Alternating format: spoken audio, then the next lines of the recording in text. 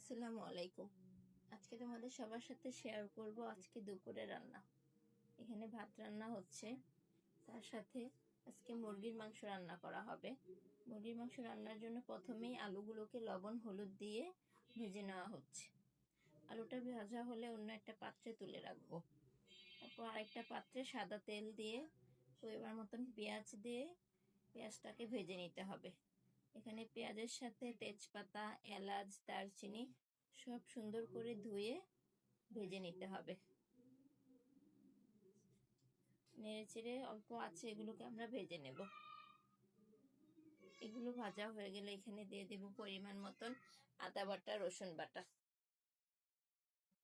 তারপর দিয়ে দিচ্ছি পরিমাণ মতন মরিচের গুঁড়া, হলুদের গুঁড়া, ধনে গুঁড়া, জিরা গুঁড়া। অল্প একটু পানি দিয়ে এটাকে কষিয়ে নেব আমরা ভালোভাবে। যতক্ষণ না পর্যন্ত উপরে তেল চলে আসবে ততক্ষণ কষিয়ে নেব। কষানোর মধ্যে আমরা টমেটো কুচি দিয়ে দিচ্ছি। তারপরে কষানো হয়ে গেলে মুরগির মাংসটা দিয়ে দেবে। এবার মুরগির মাংসটা দিয়ে ভালোভাবে কষিয়ে নিতে হবে। সুন্দর করে নেড়ে চেড়ে দিচ্ছি।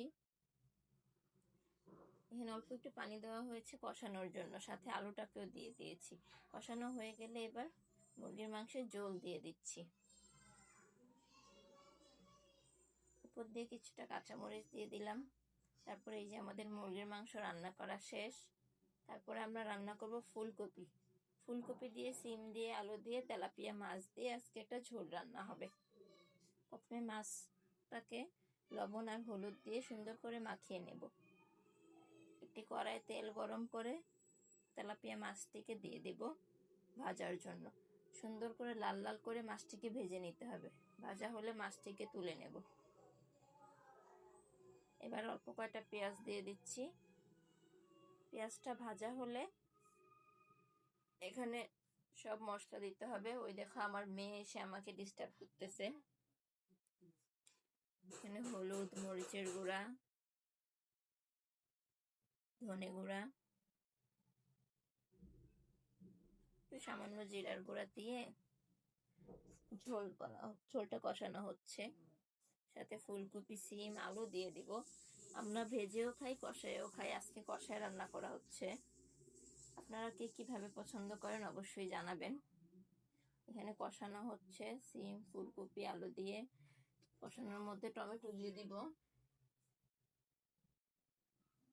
টমেটো দিয়ে সুন্দর করে নেড়ে চেড়ে কষিয়ে নিব। আবার একটু পানি দিয়ে দেব।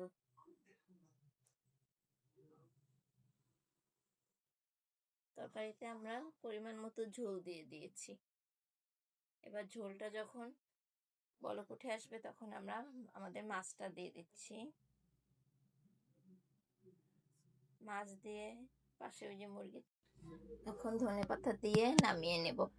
আমার রান্নার ভিডিওটি সবার কাছে কেমন লেগেছে অবশ্যই কমেন্ট করে জানাবেন এবং পাশে থাকবেন। ধন্যবাদ সবাই।